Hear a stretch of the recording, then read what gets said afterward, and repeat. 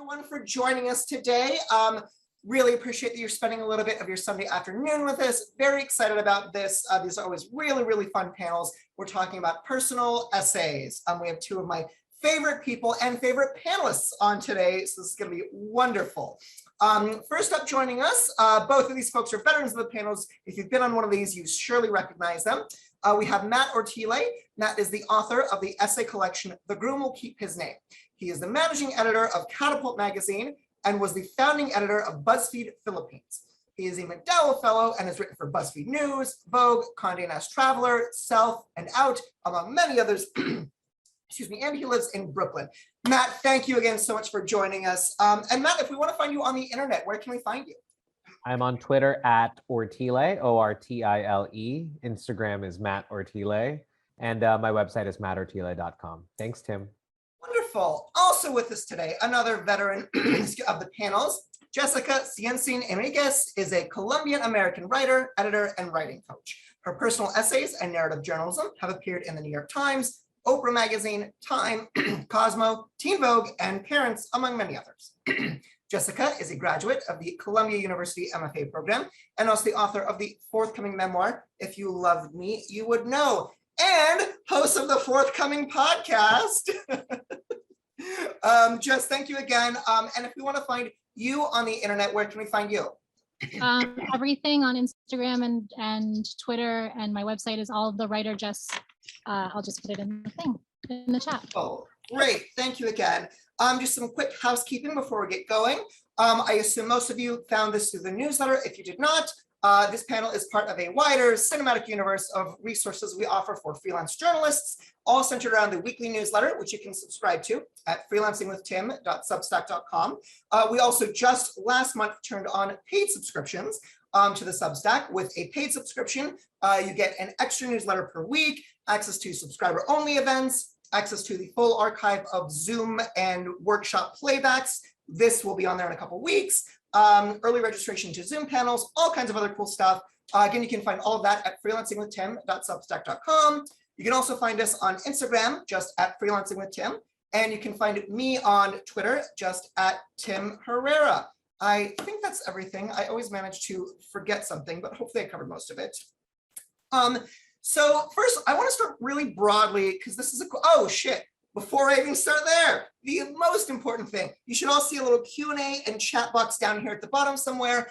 These always tend to work best when we have lots of questions from lots of folks. So please feel free to start dropping in all your questions, comments, thoughts about personal essays. And if you have any thoughts or comments as we're talking through anything, want a follow-up, want a clarification, please don't be shy about throwing in a question or comment. Again, you can do the Q&A box or the chat box, either works. I'll be able to see both. So feel free to start dropping those in.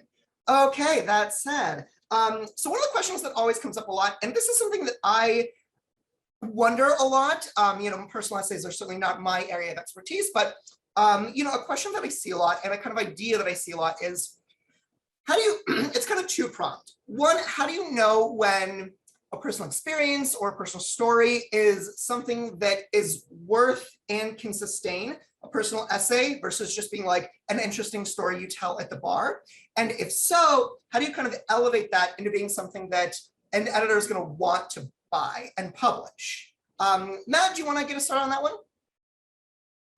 For sure, I can speak to this definitely as an editor at Catapult. So for us at Catapult, all of the things that we publish in nonfiction do have a personal narrative bent to them.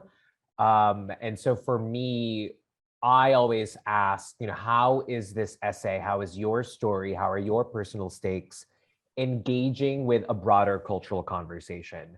I think one of the things that we've learned as kind of like a field maybe in the mid-tens to now, there's a little bit of a direction towards, taking how you look inward and also applying that lens outward, kind of being mindful of the space that you occupy and the position that you occupy in whatever context you may be living in. So if you're a queer writer, how is your story kind of adding nuance or pushing the conversation towards something that is a little bit more complex and a little bit more inclusive of how we talk about queer issues? or if you're a person of color, and all the kind of deeper specificities within that. So I think for me, one of the first things that I'll ask for an author is, what are you doing how is this engaging with something bigger than just yourself? All right. And this is kind of an idea that I always like to talk with writers about. And again, personal essays are very much not my wheelhouse, but I think a core, when you see a personal essay that doesn't quite hit, I feel like a lot of the times it maybe falls flat for a lot of the same reasons, which is it doesn't quite make the connection between like the personal narrative of it all to the like wider story that we're actually telling. Because we're like telling culture stories through like a personal lens. Is that kind of what you're getting at in terms of broadening out what you're trying to say? Totally, that's right. And just, what do you think? How do you advise elevating, like, again, what's like an interesting story or anecdote that like amuses your friends into like an actual like essay that's worth telling? Oh, you're muted. I love this question, and I also really love Matt's answer. There is an essay, an article that ran in the New Yorker in 2017 called "The Essay Boom is Over" by Gia Tolentino. I'm gonna post it in the chat because I want everyone to read it. This is the first thing that I assign, the first reading that I assign every personal essay class that I teach, because up until the election, the Trump election, there was a lot of, I hate using the term navel gazing, but it was really the humiliation, the shock value essay that was going all over the internet. You saw a lot of these pieces run in Jezebel, you saw them run in Exo Jane, salon.com. They were all over the place and they did not serve a purpose. Occasionally they were entertaining, but there was no contribution to the cultural conversations that were happening at the time, which is what Matt's talking about. And so when I think of that article, "The Personal Essay Boom is Over," I adamantly disagree with that. I think what that did, what the election did, and what all of the issues that arose from that election, what it did was it elevated the purpose of the personal. It really set a challenge for writers to kind of step up and acknowledge that if you have a platform, you have an obligation and a responsibility to contribute to the conversations that are happening, or to start conversations that should be happening. So one of the things that I really suggest writers do is create a Venn diagram. So you have one circle that's filled with your own personal experience. What have you lived, right? How do you identify in this world? What have you experienced? What's important to you? What's interesting to you? And then in that second circle, you want to just list all of the conversations that are happening in our culture, all of the issues that are being raised. And the sweet spot is when they overlap, because you have a personal buy-in, and this is something that people are already talking about, already interested in. And the power of the personal essay is that you can kind of take some of these really broad general topics and personalize them and attach a really intimate story and vulnerable story so that people can kind of maybe look at an issue that's foreign to them in a new way. So I think you both are driving at really important issues about what makes a good personal essay. And so that I may be asking the same question using different words, but when we've talked about what makes good personal essays and how to elevate a personal essay, but what are there maybe common things that you see in personal essays that don't work and that don't connect? And if there are like common, whether it's structural or idea wise or just like not reaching far enough, like what are they? And do you have any kind of like maybe like shorthands or strategies for getting around that? Jess, do you want to just kind of keep going? Yeah. So one of the things that I always recommend is to steer away from writing about something where the emotion is still in motion. If you are going through a divorce right now, don't write about it right now, because there is a huge value in the buffer of time between living an experience and writing about and publishing that experience. So while writing can be very cathartic, and I think it's a huge, it's like a beneficial form of therapy, you should have already done the pre-work of the living and the learning and the really letting that dust settle in your life before you try to put it on the page and put it out into the world. So that's one thing that I highly recommend if you're writing personal essay. Wait for that experience or those circumstances to kind of settled before you start thinking about how you're going to reframe it for a reader. Great. And Matt, same question. And Matt, super quick before we kick it to you, Jess, in the chat function, I think you have your settings on where your messages are only going to hosts and panelists. Cool. But you can change that to everyone. Okay, and so Matt, same question to you, like, common pitfalls or common reasons that, a lot of personal essays fall flat. It's interesting. I agree and disagree with Jess here in the sense that, like, absolutely time can do so much for an essay, right? So if you are ever finding kind of like you're hitting a roadblock maybe with writing an essay, do give it time. Put it in a drawer, set it aside. Time really does work its magic. That's why you brine things. But I also do think there's value in writing something while it's very present. Yeah. I think what the pitfall there, right, to Jess's point, is that if something is still ongoing, you can sometimes get too caught up in the kind of heat of the moment, in the emotions that are at play, whether that's anger or sadness or even happiness and joy.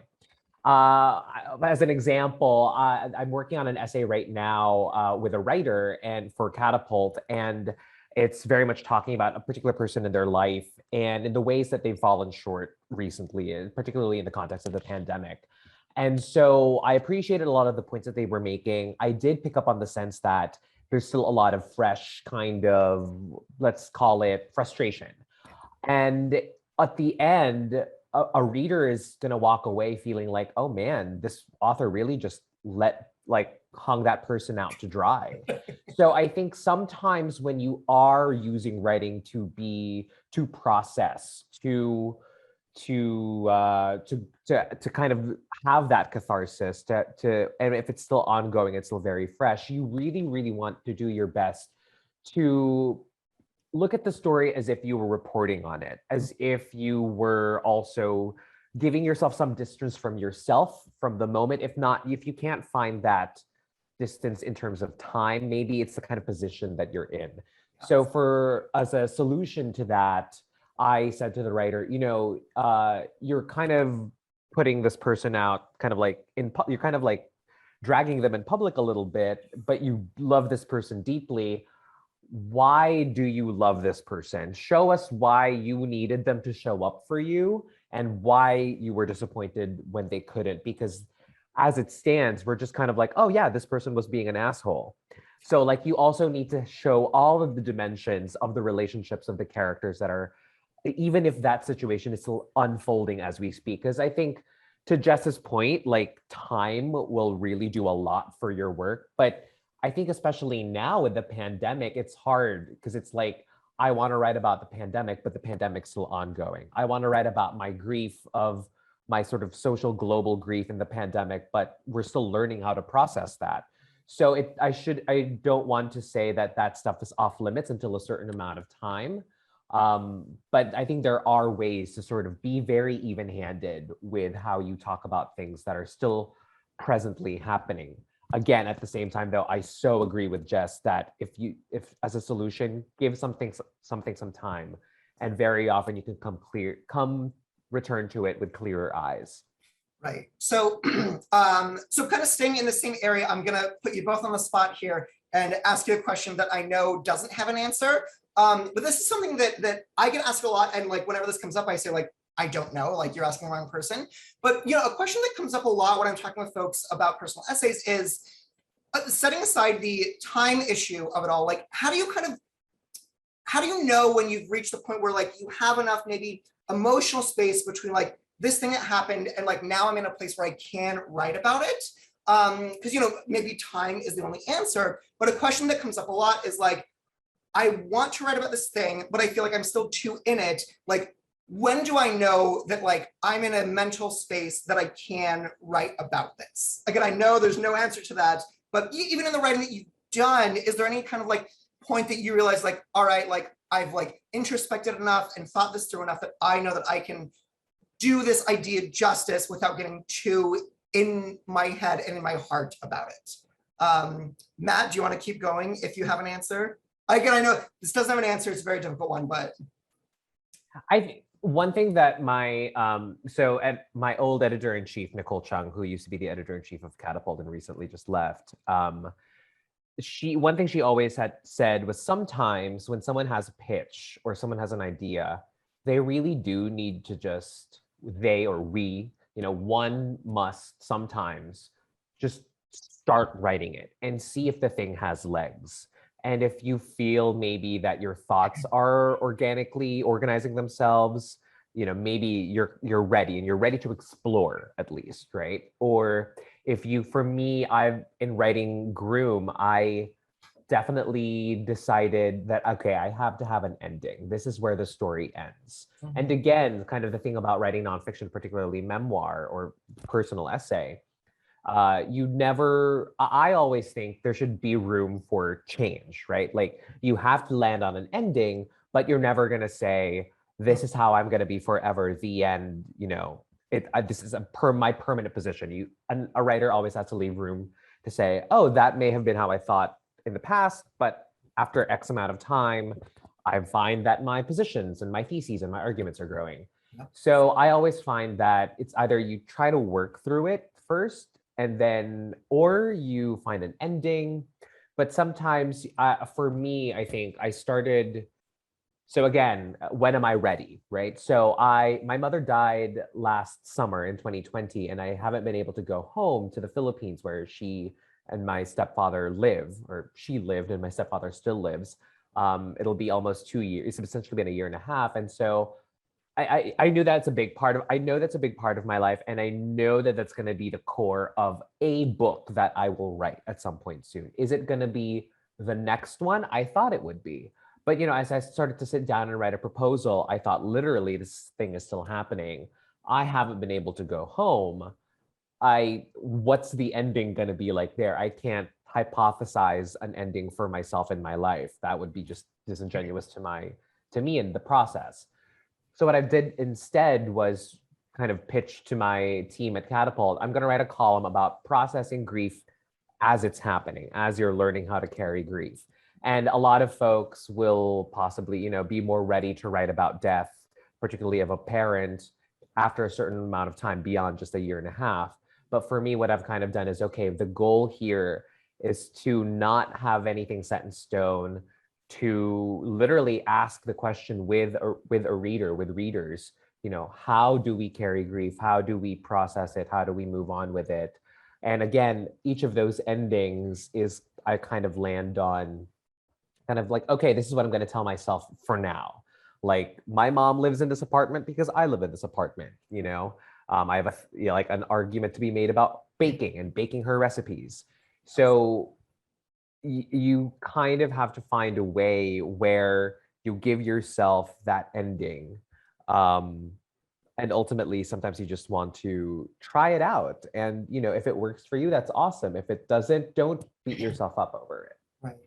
Yeah. And I love that because you almost, it sounds like you kind of like pivoted from like trying to like, not necessarily like force or jam, but like try to like conceive of like a completed story, like rather you kind of went the opposite direction and like brought like your readership into the process rather than like coming to it after the fact, right? Yeah. Is that like where you, in terms of like dealing with it, coming to terms with it?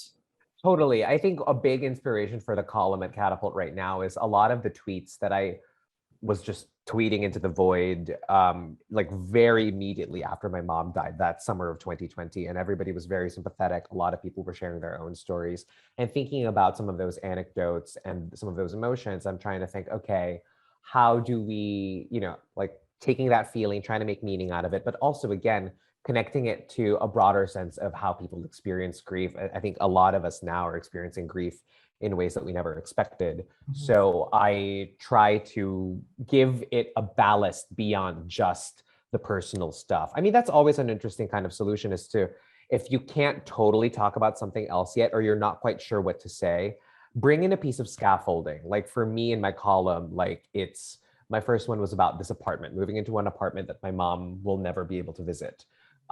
Or video games was the second one. Baking was the third one. Currently, I'm writing about Princess Diana and my mother.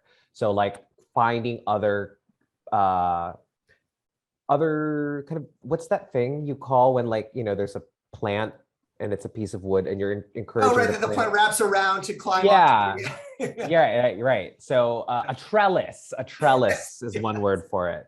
So you can bring in a trellis of something else that maybe other people will be interested in too. Yeah. Someone might not have ever experienced losing a parent, but they're interested in baking. So like you invite other readers into the conversation with you, or other types of readers. Right. That's great. I love that. That's great. And Jess, I want to kind of kick the same idea to you, like knowing when is the time and like how to frame things if it's still raw, and like should you do things if it's still raw? You know, for you, like how do you navigate that in your own writing, and like what do you advise to folks who are like going through that same process? Yeah, so I love something that Matt said. I wrote it down, and I hope you guys wrote it down too, because it's great. Look at the story as if you're reporting on it. And I think that is incredibly valuable advice, because when you're writing personal essay, you're so close to it, you're in it. It's so emotionally tied up. So it's really hard to see clearly whenever it's your own life, you have bias. So I think that if you get to a point where you've created characters out of the people in your real story, when you've created characters and also yourself as a character that is even, that is not necessarily fair, but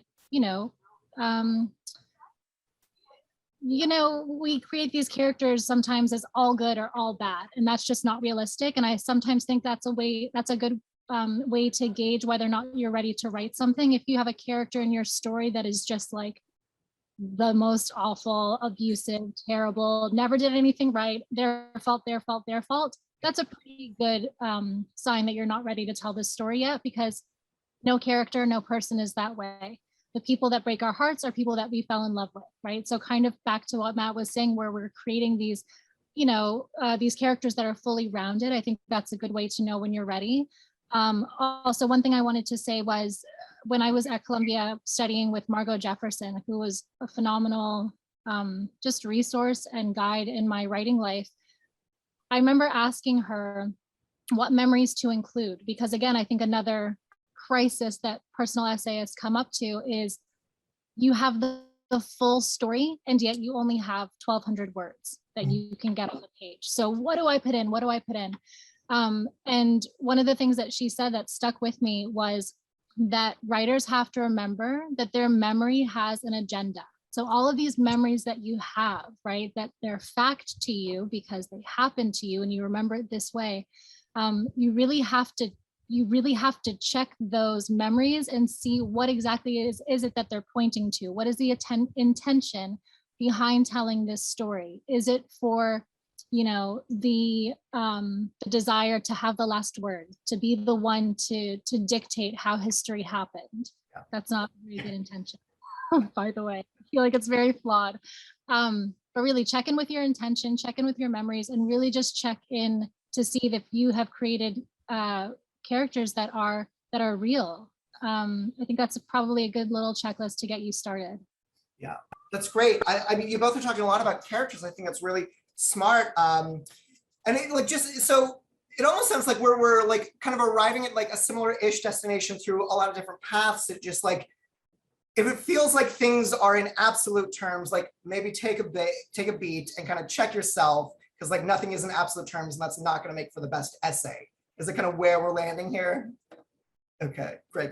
I think that's great. I've not heard, you both kind of arrived at the same destination with different ways, but I've not heard it termed this way. That's amazing. I think that's so smart, the way that you both are approaching this. So shifting gears slightly, we've been talking a lot about kind of very abstract ideas and high level and big picture ideas, but bringing down things to the more kind of practical and operational level.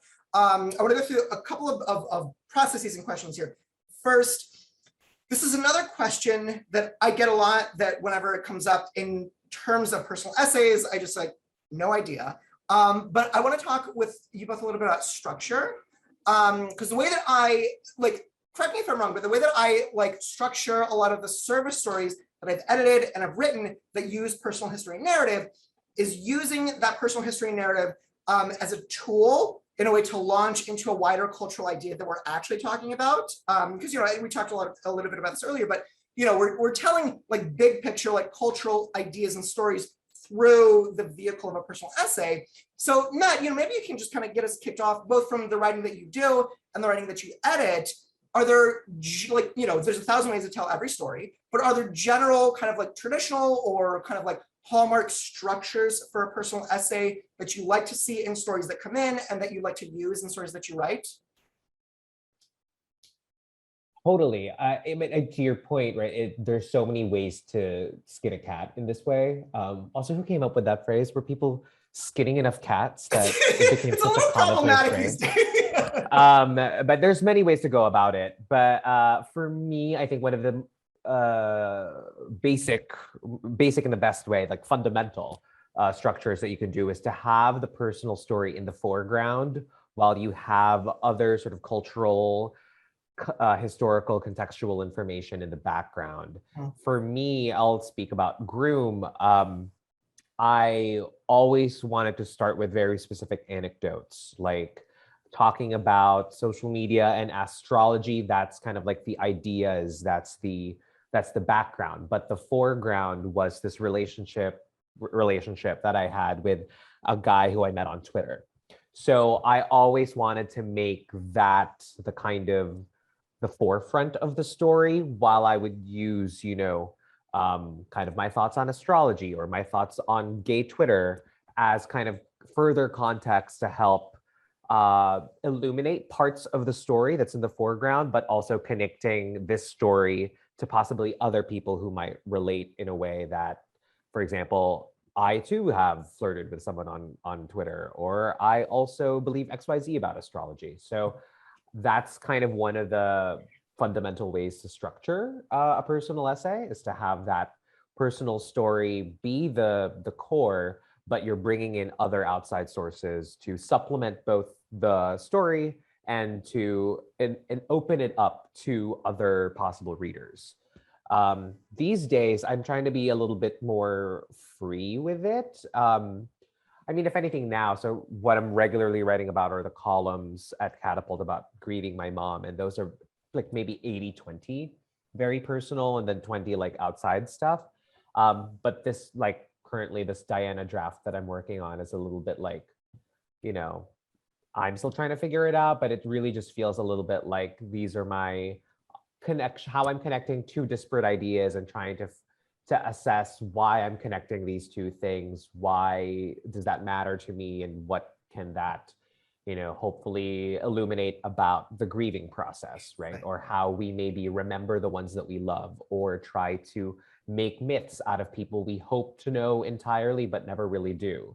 I think that's why, Diana is so, like, her story is constantly mined for content and adaptation, is that no one ever really knew her, but it feels like we know her since she was like the most famous and photographed woman in the world at a certain point.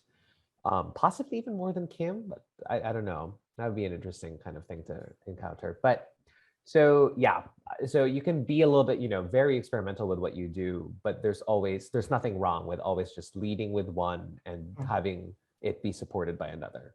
Right. And just to pick up on something that you said, you talked about the some of the essays that you're doing right now are kind of 80-20, like 80 personal and 20 other outside. And like, I know that's an arbitrary distinction, but just generally, like, how did you kind of figure out that ratio? And is that like something that you have figured out, or is that something that you work with writers to figure out? Like, just talk a little bit more about that. Definitely. I want to bring back something that Jess said, which is check in with your intentions, right? I think I recently edited an essay that was using a video game as kind of the trellis. But really, and then they were talking about trauma and suffering, and what one can gain from trauma and suffering, but also making it and trying to make the argument at the same time that sometimes bad stuff just happens and you don't always have to learn from it, right? And so one of the kind of editorial discussions we were having is, how much of your personal stuff do you want to bring in? Without going into trauma porn, how do you bring in the personal stakes for you and make it relevant to the essay? And we talked about it a little bit. And so for that, actually, I would say it was something like 80% cultural criticism and 20% personal. Right. And so it came out that, like, the more that we talked about it, the intent there was, we're really writing a cultural criticism here and trying to talk about trauma, capital T, using video games, and less about my personal stuff, but sharing enough of the stakes to illuminate why this is important to the writer.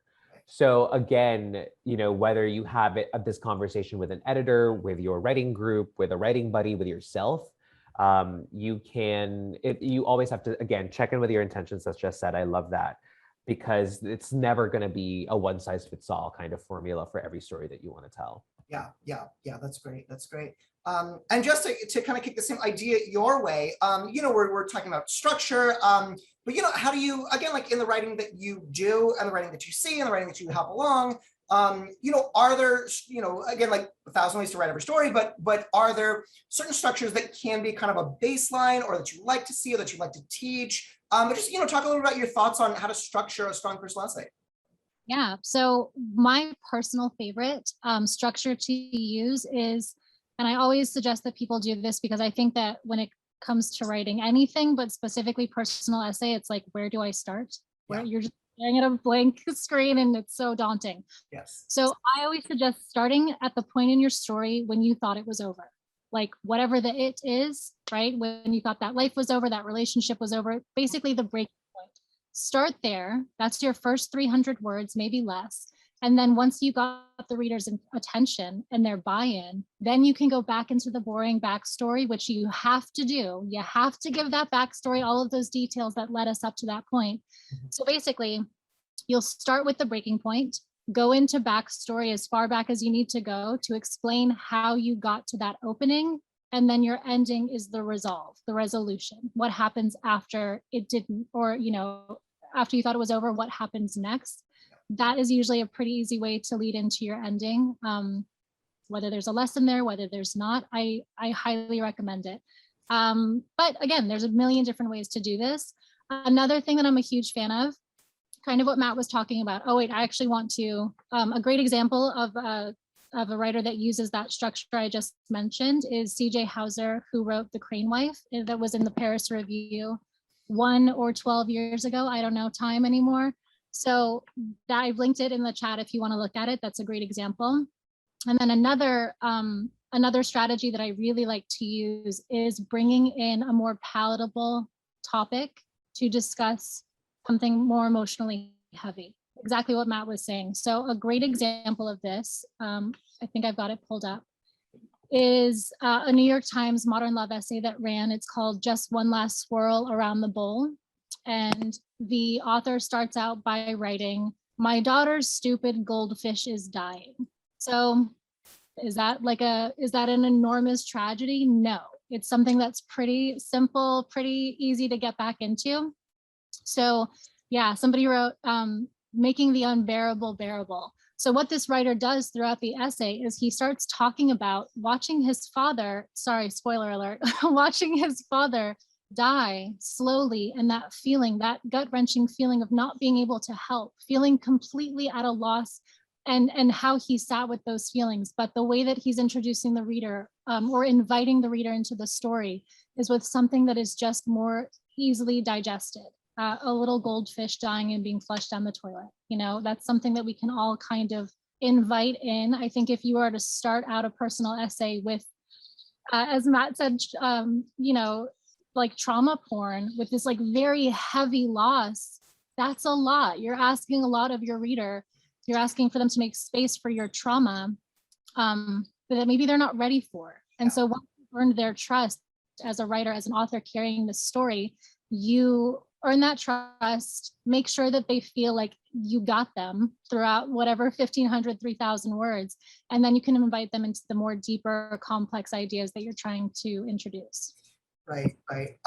I love that, and I love that you came prepared with examples for the class. That's great. So one thing I want to kind of tease out a little bit, and again, this is going to be a very difficult to answer question, so I'm going to put you both on the spot again. But you both have kind of alluded to this idea within personal essays of kind of like figuring out ways to write about what you want to write about without actually like explicitly writing about that thing. And the goldfish analogy is really good, but that's like exceedingly difficult to do, and it's like a very it's a tough thing to learn. But are there, I guess I'm just wondering if there are any kind of strategies or tactics or ways of thinking that folks who are trying to put together a personal essay to keep in mind when we're trying to, think through like, how do I, again, write about what I want to write about without explicitly writing about that thing? Like, how do I, as a personal essay writer, be Dan Barry and write my stupid goldfish is dying? Jess, you want to start us there? I don't want to start. And so I know this is a difficult one. We're talking about writing process. Matt, do you want to maybe take a stab at that one? I don't know. That's a really hard one.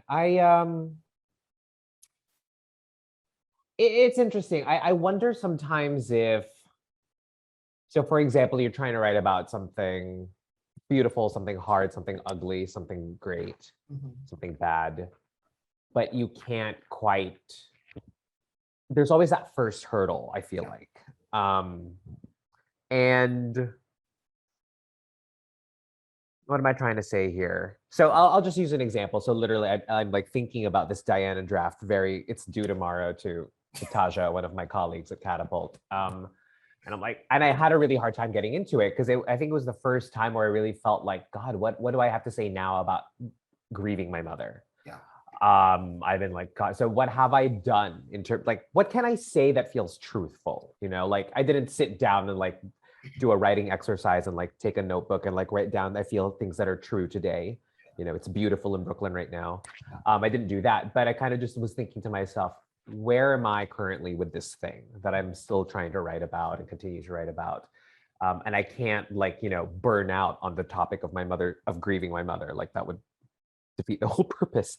So I was just like, what feels true right now? What can I pull from that and like try to connect dots there? Like, are there similarities in certain kind of things that you're feeling or thinking, or kind of arguments that you feel like are making things that feel true to you? So I think that might be one way to kind of start. And sometimes I think when there is something that is challenging in writing about something, and so for me, right, like I'm trying to write about grieving my mother, trying to remember, to honor her memory, what it means to like hold a memory of someone, how much of them becomes myth over time, right? So kind of using, again, Diana as that trellis, and kind of like, I'm not comparing myself to Harry, but like how just the devotion of sons to their late mothers. I was just started writing about their photographs. None of this copy is like going to be part of the essay, but I just like, okay, what are some photographs that I love about of both Diana and my mom? Are there similarities? What are the differences? At what points in their lives were these photographs taken? And I'm just kind of scribbling notes about those.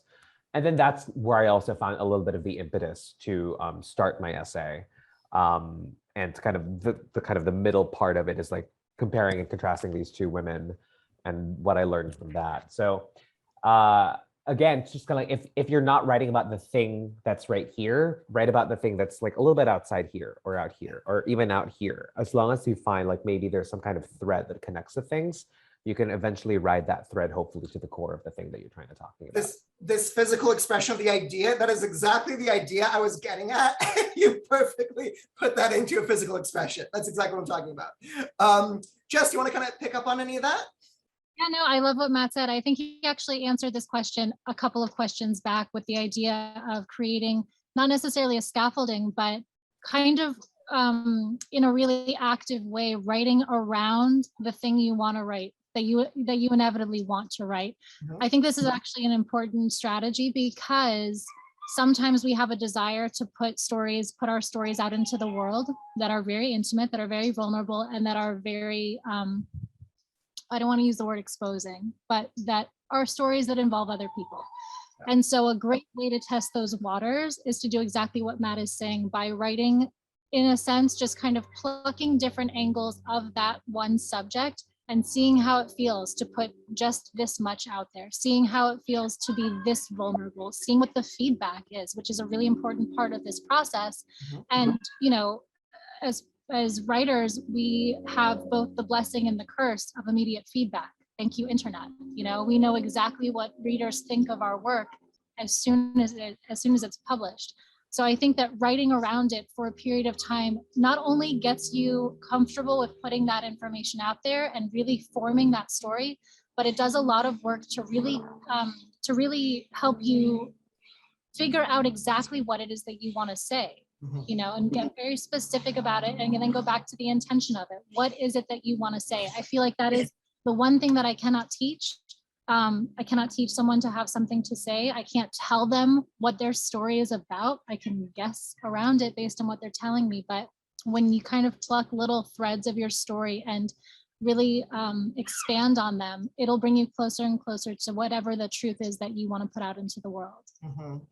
That's great. That's great. I love that. That's an amazing point. I love this. So I want to kind of get back to a couple of operations and logistical things. I want to talk for a quick second about how to pitch a personal essay. We haven't gone into that quite yet. So I want to talk about that. You know, Matt, let's start with you, being someone that writes and edits personal essays. First, are you commissioning essays currently? If not, fine. But two, like, what are some things that you like to see in a pitch for a personal essay, purely in terms of like the structure of the pitch, what's included, like all that stuff? Totally. I'm not currently taking pitches. I mean, for what it's worth, I'm was trying to schedule my January, but like my editing queue got so long, my writers were waiting, so I didn't want to keep them waiting for too long. Totally. So no, I'm not taking pitches at the moment, but follow me on Twitter at Ortile, and I will always be like, mini pitch call. Talk to me about Japan, like. And then I got someone with like a flash essay about having been born on not born, but like growing up on a US Army base in Okinawa, and talked a little bit about white supremacy and like imperialism. So that was really cool. Oh shit. But so in terms of a pitch, always have the email subject say pitch, and then have it be what a possible headline for your story. Take a look at the magazine or the publication that you are pitching to. Try to match the way that they frame their headlines.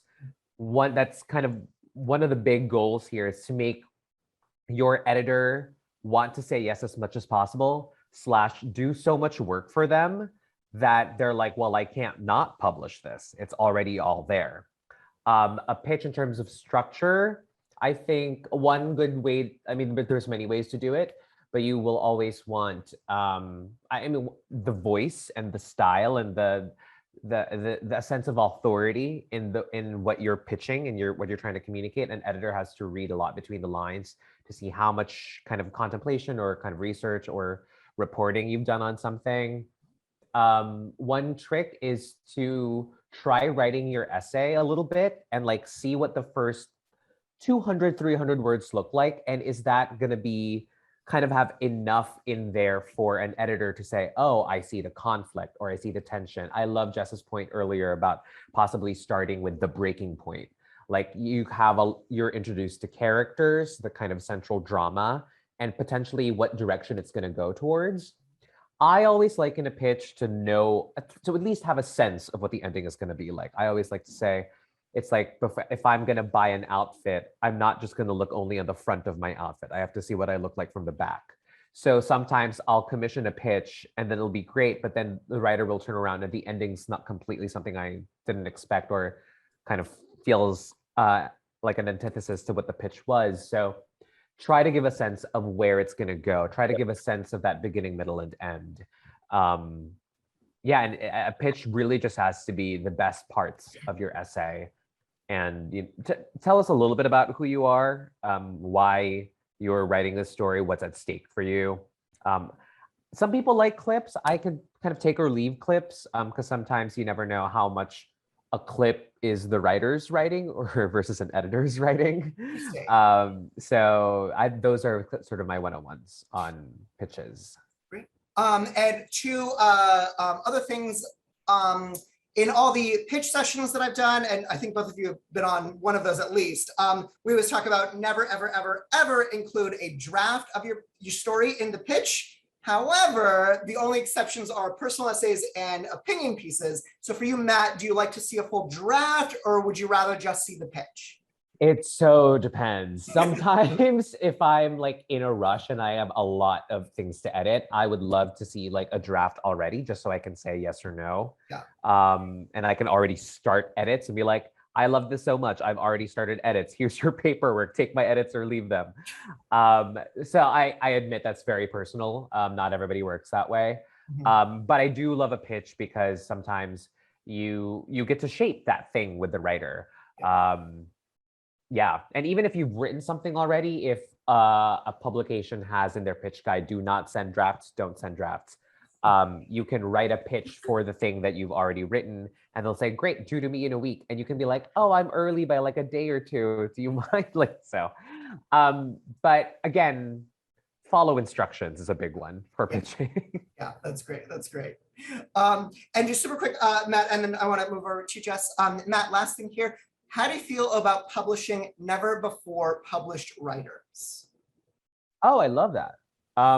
For us at Catapult, it's very much part of our core mission to really work with folks who might be new to personal essay writing. Yep.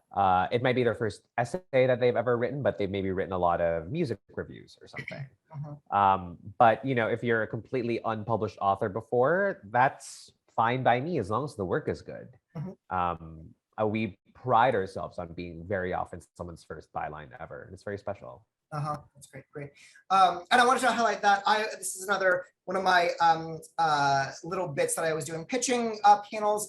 Most editors in general are willing to take a chance on a writer who may be younger or newer to the industry or doesn't have all the right clips or big bylines. Because a good story is a good story. And at the end of the day, like one of the most important things that falls under an editor's purview is like buying good stories. And so, don't intimidate yourself out of pitching your dream story to your dream publication, or if you want to work with this editor, whatever it is. Because if you have a great idea, like editors will, take that on, with the understanding that they're taking on kind of a project, whatever it is. But at the end of the day, like a good story is a good story, and like that is one of an editor's main jobs, is to buy good stories. So long way of saying, don't psych yourself out if you don't think you're qualified to pitch X publication. Jess, let's hear your thoughts about pitching. Best practices, what do you like to see? What do you not like to see? All that.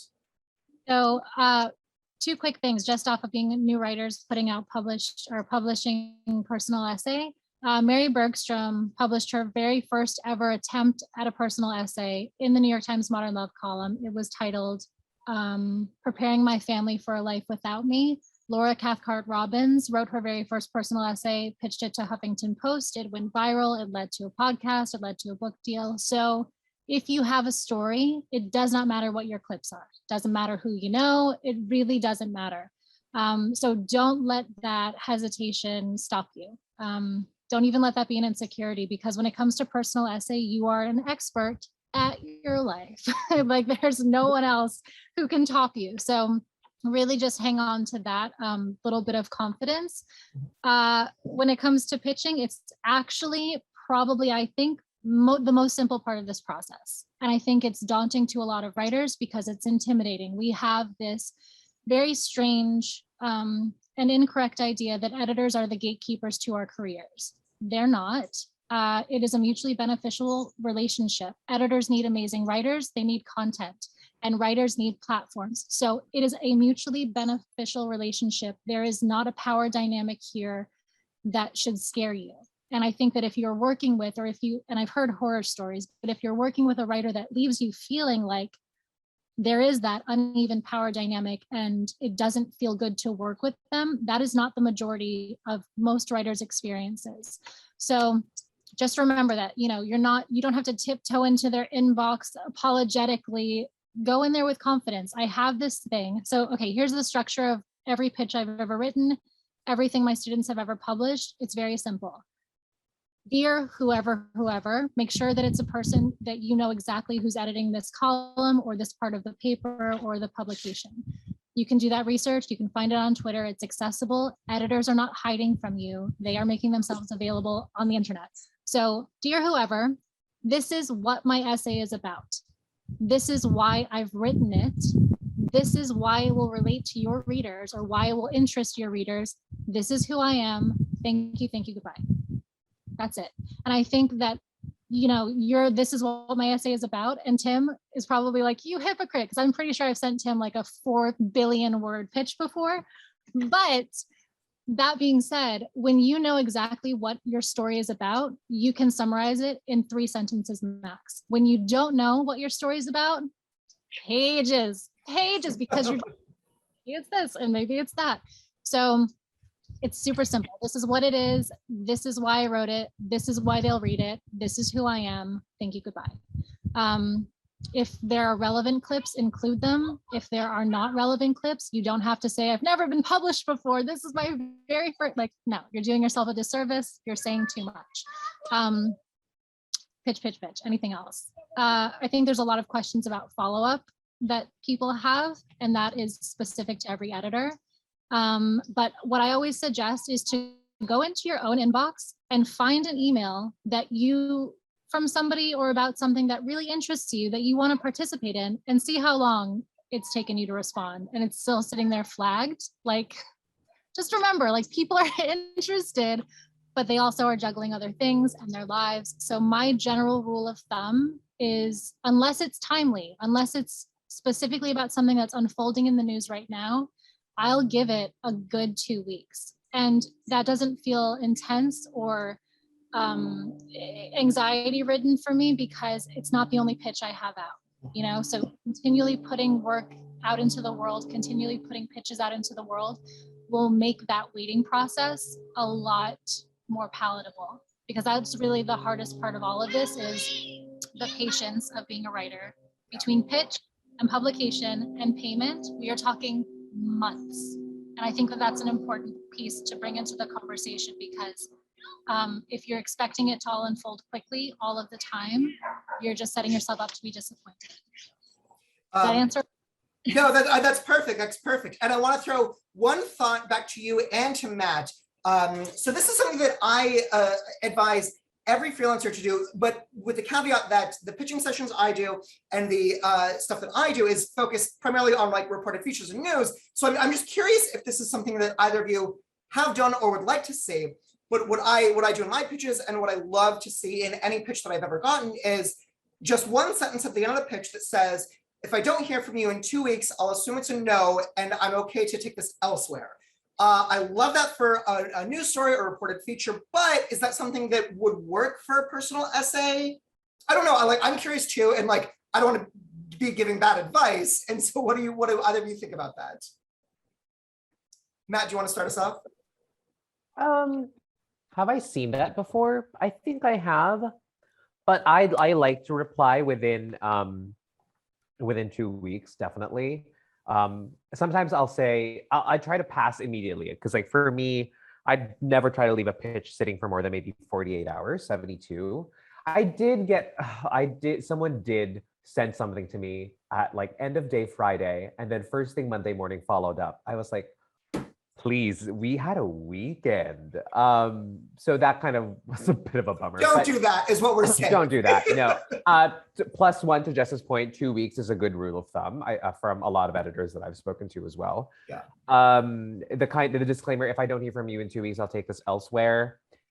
I don't think it hurts either way. I mean, if anything, it's really more for you than it is for the editor, because what you're doing there is giving yourself permission to, okay, I'm going to worry about this for 2 weeks if I don't hear anything, and then on day 15, great, that's off of my list, I'm taking it elsewhere.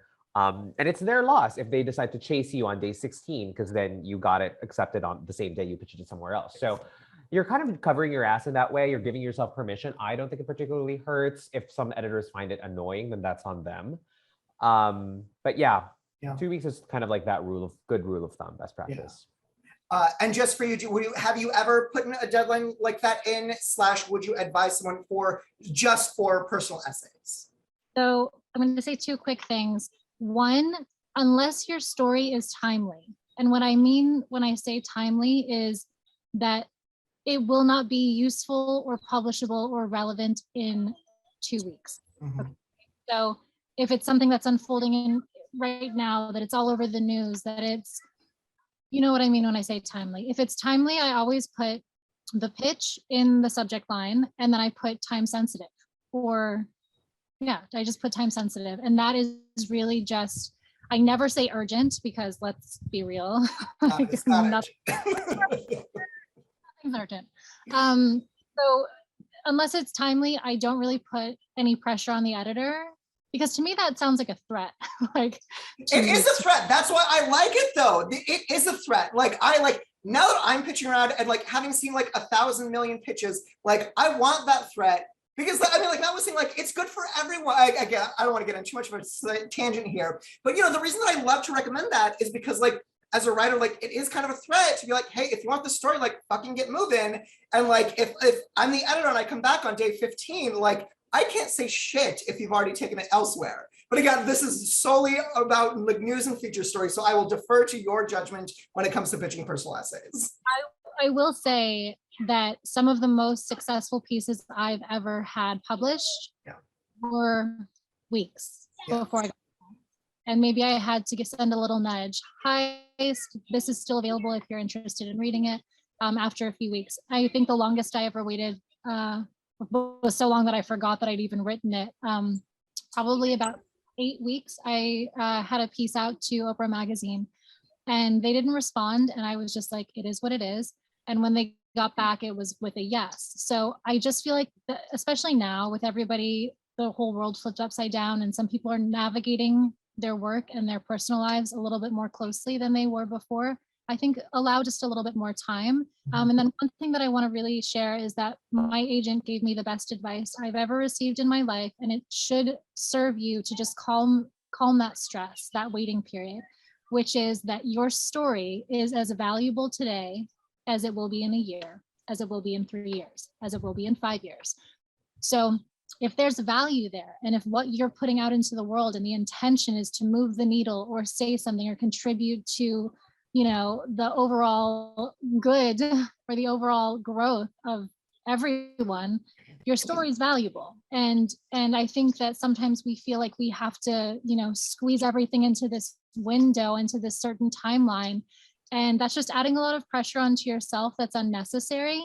And you could, and in doing that, you could be forcing something out into the world that is kind of half-baked, that's not really living up to its full potential. So I think the only reason that, you know, that people really put pressure on this pitch response is because when they're in a financial bind, that's a whole other conversation. Where when we talk about, you know, your writing paying for your life, that's a very different conversation. And I highly don't recommend that.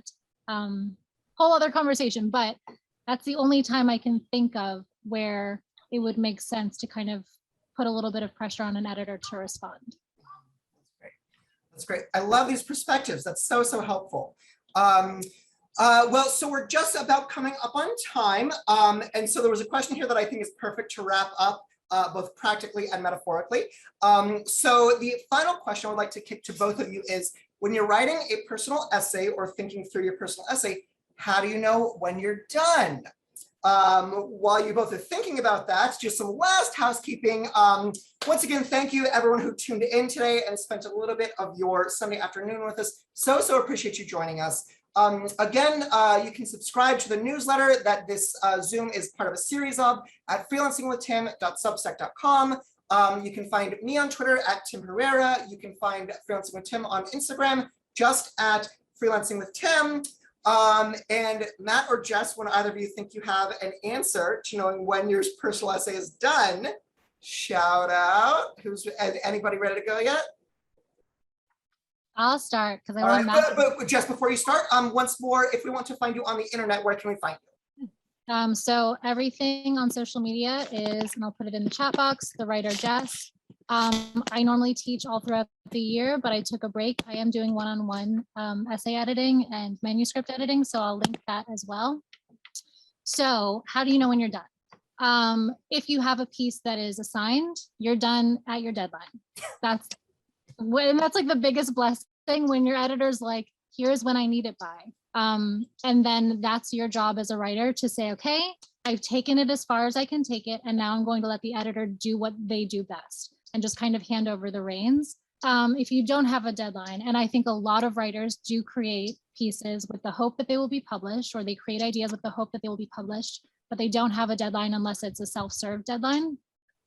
You know when you're done when you've taken it as far as you can take it, when you've spent so many rounds of revision. And if you don't revise, I don't know what to tell you, but when you've revised it and when you have had another person, another set of eyes reading it, whether this is someone in your writing group, somebody that I don't particularly recommend having your reader be someone who's in the story.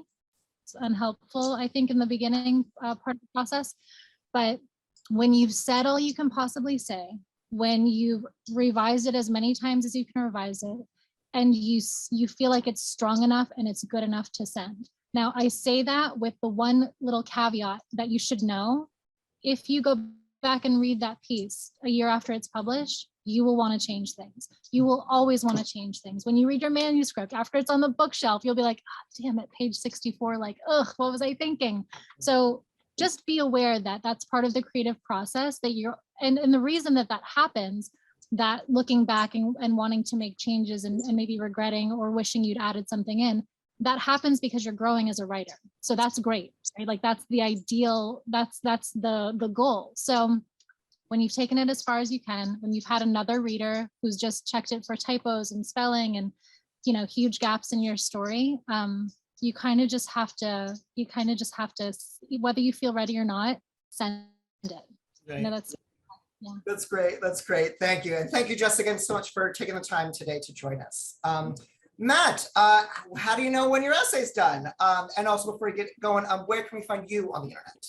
I dropped all my socials and my website in the chat. Twitter at Ortile, Instagram at Matt Ortile. I forgot what my name was. And mattortile.com.